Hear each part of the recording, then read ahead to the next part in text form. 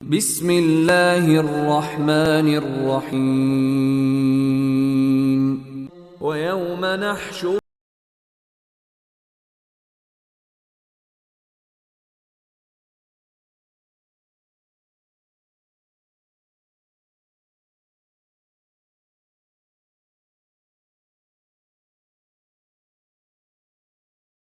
اعوذ باللہ من الشیطان اللعین الرجیم بسم اللہ الرحمن الرحیم الحمد للہ ذی المن والاحسان وذی العز والسلطان الذي خلق الانسان وعلمه البیان والصلاة والسلام على نبی الانس والجان الامکان واب الاکوان رحمة على الخلق من الرحمن وآلہ الذین هم خلفاء الرب المنان لا سيما بقية الله الذي هو صاحب الزمان ولعنة الله على أعدائهم من يومنا هذا إلى آخر الزمان أما بعد فقد قال الرحمن في القرآن بسم الله الرحمن الرحيم يوم نحشر من كل أمة فوجا.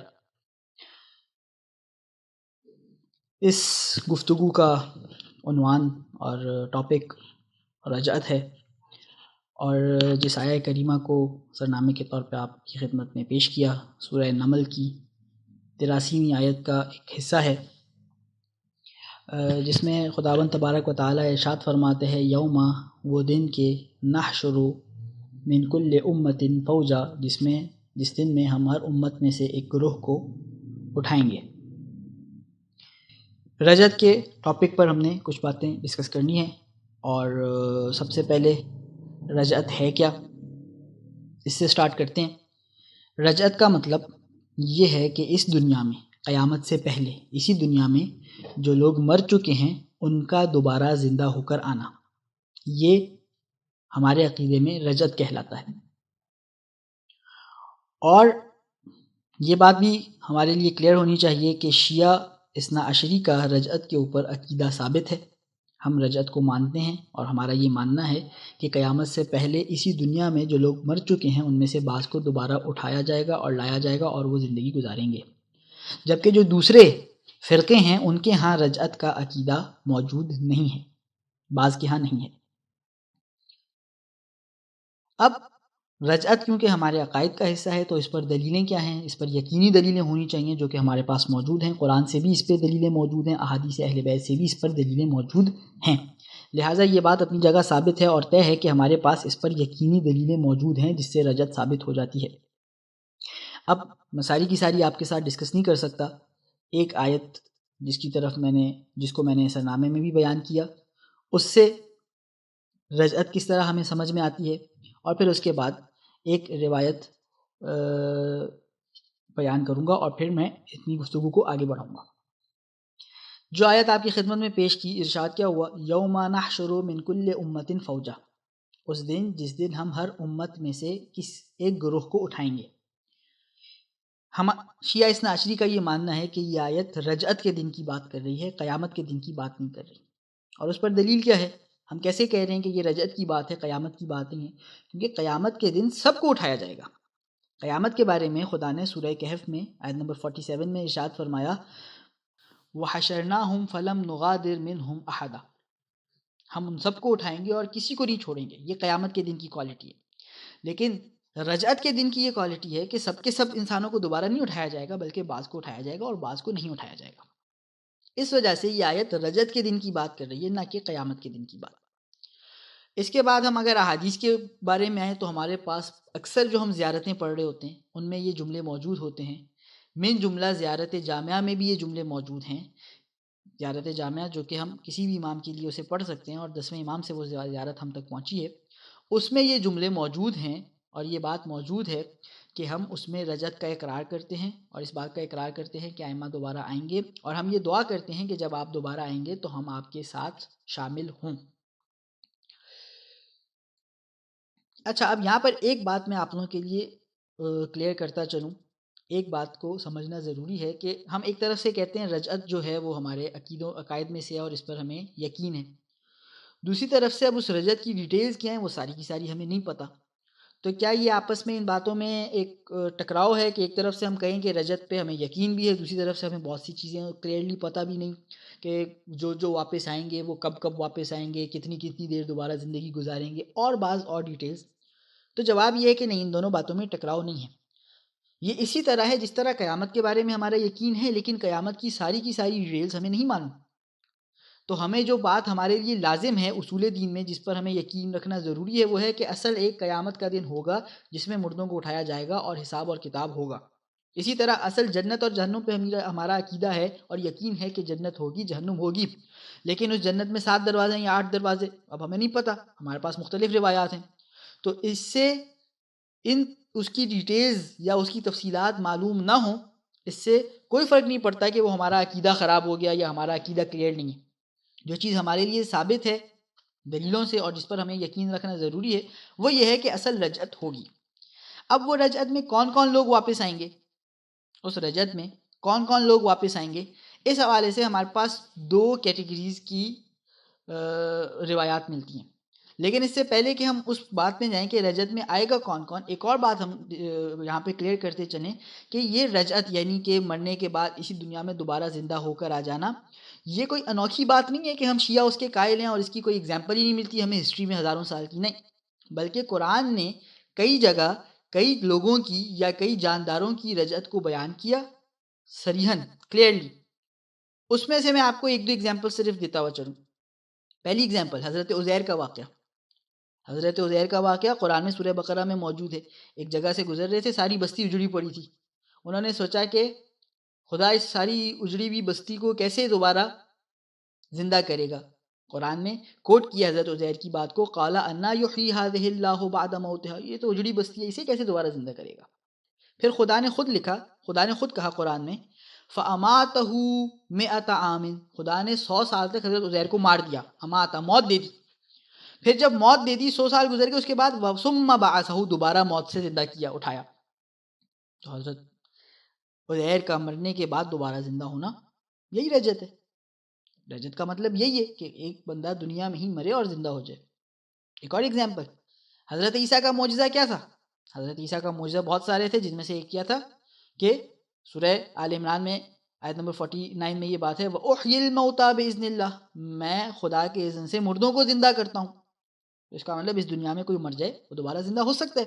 حضرت عیسیٰ کرتے تھے، اگر خدا کی مرضی ہو اور خدا کا ارادہ ہو تو۔ ایک اور آخری اگزامپل جو کہ انسان نہیں حتیٰ حیوانات میں، جانوروں میں ہے، حضرت ابراہیم کا واقعہ جو آپ سب نے سن رکھا ہے۔ حضرت ابراہیم نے سوال کیا خدا سے، ارنی کیف تحیی الموتى، سورہ بقرہ میں یہ واقعہ بھی موجود ہے کہ پالنے والے یہ بتا تو کیسے مردوں کو زندہ کرے گا۔ خدا نے سوال کیا، قالا، خدا نے کہا اولم تؤمن، تجھے یقین نہیں ہے اس بات کا؟ قالا بلا، حضرت ابراہیم نے بولا یقین تو ہے، ولکن لیطمئن قلبی، میں چاہتا ہوں ایک دم میرے دل کو سکون مل جائے کہ یہ ہو سکتا ہے، بالکل تو کہہ رہے تو ہوگا تو صحیح، لیکن ایک دفعہ دیکھ لوں گا تو سکون ہو جائے گا۔ پھر وہ واقعہ جو قرآن میں بھی موجود ہے، آپ لوگوں نے بھی پڑھ رکھا ہے کہ 4 پرندے لیے گئے، ان کو کاٹا گیا، ان کو پہاڑیوں کے اوپر رکھا گیا، پھر حضرت ابراہیم نے بلایا تو وہ زندہ ہو گئے۔ تو یہ ان پرندوں کی رجعت ہوئی، مرنے کے بعد اسی دنیا میں وہ پلٹ کر آ گئے۔ تو اس کی اگزامپلز ہمیں پچھلی قوموں میں یا ہسٹری میں ملتی ہیں اور قرآن میں اس کو بیان بھی کیا گیا ہے۔ اس کے علاوہ اور بھی ہیں، لیکن میں اسی پر رکتا ہوں۔ اب جس رجعت کو ہم مانتے ہیں جو کہ زمانے کے امام کے ظہور کے بعد اور قیامت سے پہلے ہوگی اسپیسیفکلی، اس میں کون کون دوبارہ زندہ کیا جائے گا؟ اگین میں کہہ رہا ہوں اس کی بہت زیادہ ڈیٹیلز ہمارے پاس نہیں ہیں، اور بہت زیادہ ڈیٹیل ہمارے پاس نہ ہو اس سے کوئی فرق نہیں پڑتا کہ وہ عقیدہ ہمارا کہیں کہ اس کا تو ہمیں ڈیٹیل ہی نہیں پتا تو یہ عقیدہ کیسے بن گیا، کیونکہ جیسے قیامت کی بہت زیادہ ڈیٹیلز ہمیں نہیں پتا، پل صراط کیسی ہوگی، بال سے زیادہ باریک ہوگی، آگ سے زیادہ گرم ہوگی، تلوار سے زیادہ تیز ہوگی، کیا حقیقت میں ایسی چیز ہوگی یا ایگزامپل ہے سمجھانے کے لیے یہ بات کی گئی ہے؟ جنت کیسی ہوگی، جہنم کیسی ہوگی، تو ہمیں بہت سی چیزوں کی ڈیٹیلز نہیں پتا۔ آگ اس کی دنیا سے 70 گنا زیادہ گرم آگ ہوگی یا 70,000 گنا زیادہ گرم آگ ہوگی، قیامت میں ایک دن دنیا کے 50,000 سال جتنا ہوگا، 50,000 دنوں جتنا ہوگا، بہت سی چیزوں کی ڈیٹیلز ہمیں نہیں پتا، لیکن ہمارا عقیدہ اس چیز پر، بیسک چیز پر ہے۔ اسی طرح رجعت پر، اب رجعت میں جب زمانے کے امام کا ظہور ہو جائے گا، اس کے بعد کچھ لوگوں کو دوبارہ زندہ کیا جائے گا، تو وہ کون لوگ ہیں جنہیں دوبارہ زندہ کیا جائے گا؟ اس میں ہمارے پاس 2 کیٹیگریز ہیں جس میں روایتوں میں ہمیں بات بتائی گئی ہے کہ کون کون زندہ ہوگا۔ بعض عمومی باتیں بتا دیں گے، یہ اس کرائٹیریا میں جو لوگ آ رہے ہوں گے وہ زندہ ہو جائیں گے. فار ایگزامپل ہم سب کو پتہ ہے، ہم سب پڑھتے ہیں، دعا یہ ہے جو شخص 40 صبح پڑھے گا وہ زمانے کے امام کا ظہور ہوگا، تو اگر مر بھی چکا ہوگا زندہ ہو کر آئے گا، مولا کے ساتھ جہاد کرے گا. جو بھی پڑھے، ایک ٹائٹل ہمیں ایک کرائٹیریا دے دے، جو بھی 40 دن دعا عہد پڑھے. اس سے بڑھ کر ہمارے پاس بعض روایتوں میں یہ جملے ملتے ہیں. چھٹے امام سے ایک روایت ہے، لا یرجع الا من محض الایمان محزن ومحض الکفر محزن. جو مکمل مومن ہوگا وہ پلٹ جائے گا، جو مکمل کافر ہوگا وہ بھی پلٹ جائے گا. جو مکمل مومن ہوگا، بالکل ایمان اس کے اندر اچھی طرح سے آ چکا ہوگا، وہ پلٹے گا. کیوں پلٹے گا؟ تاکہ وہ اسلام کی فتح کو دیکھے، اس پہ خوش ہو. جو کافروں نے اس پہ ظلم کیا ان سے بدلہ لے سکے. اور جو مکمل کافر ہے وہ کیوں پلٹے گا؟ تاکہ اس سے بدلہ لیا جا سکے، اور تاکہ وہ اسلام کی سربلندی دیکھے اور اس بات کو محسوس کرے کہ خدا نے جو وعدہ کیا تھا. میں سمجھتا تھا اپنی زمانے میں، اپنے کفر کے زمانے میں، کہ میں نے تو خدا کا تو وعدہ جھوٹا ہو گیا. نہیں، خدا کا وعدہ سچا ہے.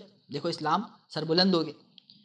تو بعض ایسی ہمارے پاس عمومی باتیں ہیں کہ رجت میں کون کون پلٹے گا، لیکن بعض ہمارے پاس اسپیسیفک نام دیے گئے ہیں کہ فلاں فلاں فلاں فلاں بندہ پلٹے گا رجت کے زمانے میں، وہ انسان پلٹے گا رجت کے زمانے میں.